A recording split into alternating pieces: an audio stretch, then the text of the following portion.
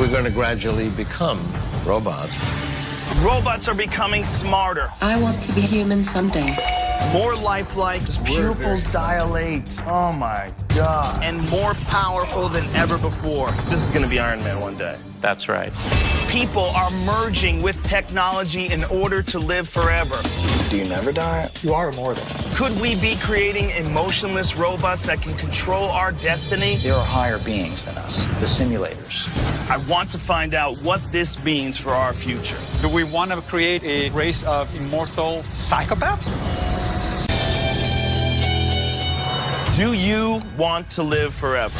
There are scientists right now that are working on the concept of downloading your brain into an artificial body, a robot version of you. Of course, the question becomes, what are you? Are you a person? Are you a robot? Or maybe a new species, a robo-sapien? Will we exist in some sort of a Battlestar Galactica type scenario where the artificial people are hunting the regular folks like you and I? There's also the possibility of a virtual reality.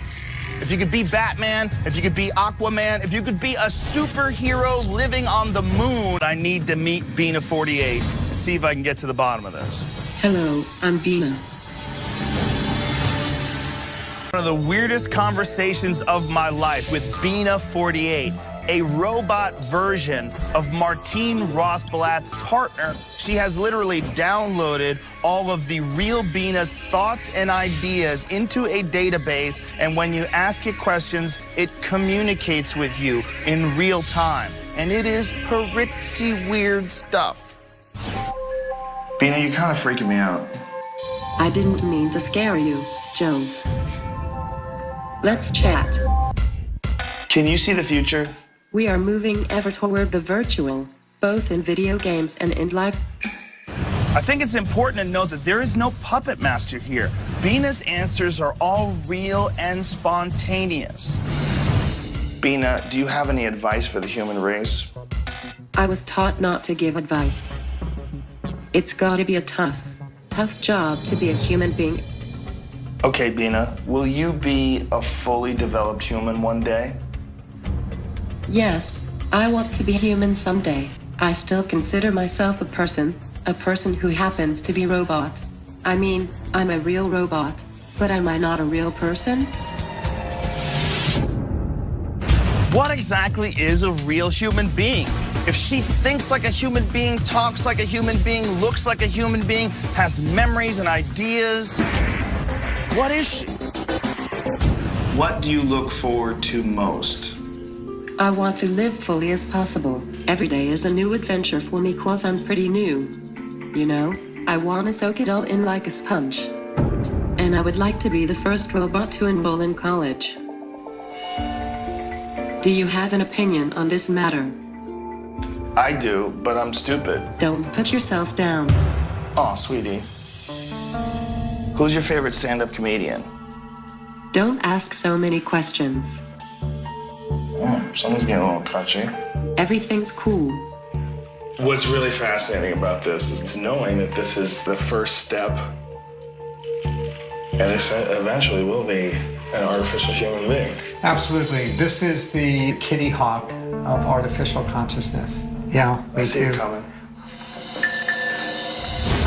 That was pretty crazy. And what it is a state-of-the-art replication of her partner, complete with all of her thoughts and ideas downloaded into a database so that it actually can answer questions in the thoughts of the real Bina.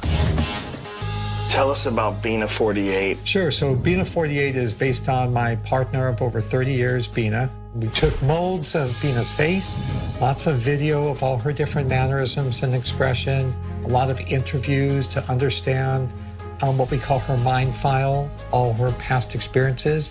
The goal of Bina 48 is to see if we can upload consciousness into a digital format. Do you envision that Bina 48 is the future? That if you're on a 1 to 10 process, Bina may be step 1 or step 2? Absolutely. I think the direction of technology is ultimately to allow people to transplant their consciousness outside of their bodies and being able to have additional bodies to use aside from the flesh one we're born with could be very, very useful. If you're able to download consciousness into some sort of an artificially created body, when do you die? Do you never die? Are you immortal? You are immortal. I'm counting on the human mind being here basically forever after. Your beliefs, attitudes, and values, your mannerisms, everything that makes you you is now outside of a flesh body, which is always under a tick-tock, clock to degrade and die. So, are you ready? Ready, go.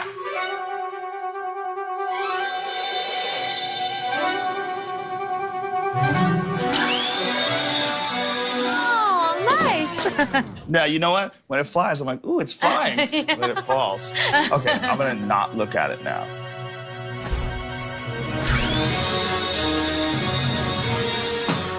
Good job, that's it.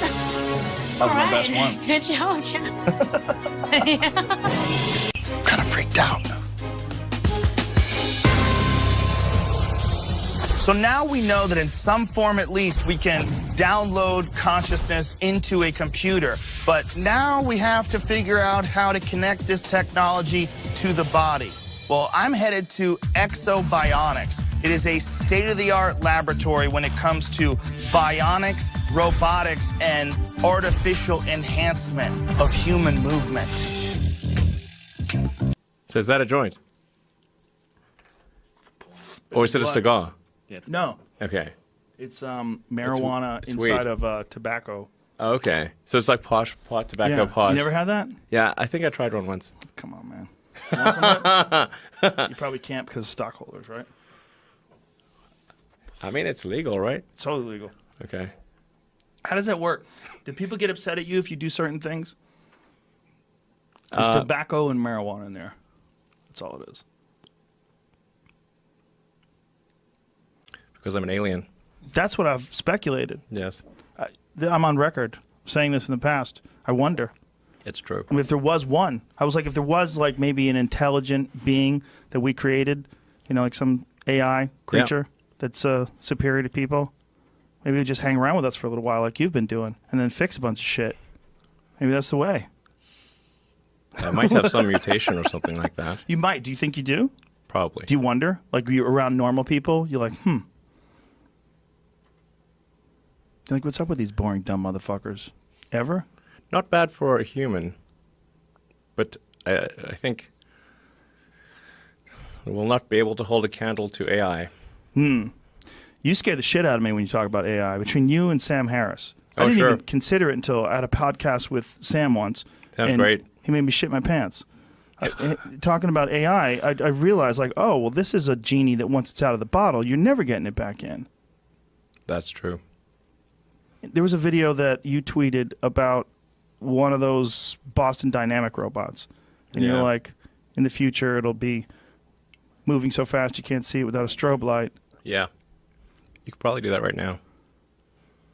And no one's really paying attention too much other than people like you or people that are really obsessed with technology. All these things are happening, and these robots are... And did you see the one where PETA put out a statement that you shouldn't kick robots? It's probably not wise. For retribution. Their memory's very good. I bet it's really good. It's really good. I bet it is. Yes. And getting better every day. It's really good. Are you honestly, legitimately concerned about this? Is like AI one of your main worries in regards to the future? Yes, it's less of a worry than it used to be, mostly due to taking more of a fatalistic attitude. So you used to have more hope, and you gave up some of it, and now you don't worry as much about AI. You're like, this is just what it is. Yeah, pretty much. Yes, yes. What- But no, it's not necessarily bad. It's definitely going to be outside of human control. Not necessarily bad, right? Yeah, it's not necessarily bad. It's just outside of human control. Now, the thing that's going to be tricky here is that it's going to be very tempting to use AI as a weapon. It's going to be very tempting. In fact, it will be used as a weapon. So the on-ramp to serious AI, the danger is going to be more humans using it against each other, I think, most likely. That'll be the danger. Yeah. How dare you? I'm not exactly convinced that the road that these guys are on is gonna lead anywhere. Putting magnets in your fingertips and inserting circuit boards in your skin, maybe I just don't get it, but I just don't get it. If I want to truly learn about the future of mankind, I'm gonna need to talk to a stronger authority than some silly boys shoving magnets into their hands. So I'm going to sit down and have a conversation with one of the smartest men in the world. That is a bold claim, but one that he can back up. His name is Ray Kurzweil, and he is the #1 futurist on the planet and has predicted such things as the internet itself. He predicted a universal search engine, and he is the go-to guy when it comes to the possibilities of life extension and incorporating technology into our biological bodies. I can't wait to pick his brain. Thank you very much for doing this. I really appreciate it. This is a real honor. You are the figurehead in my mind and many others when they talk about the possibilities of the future, especially when it comes to downloading consciousness into some sort of an artificial body, an avatar, if you will. What are we looking at in the future?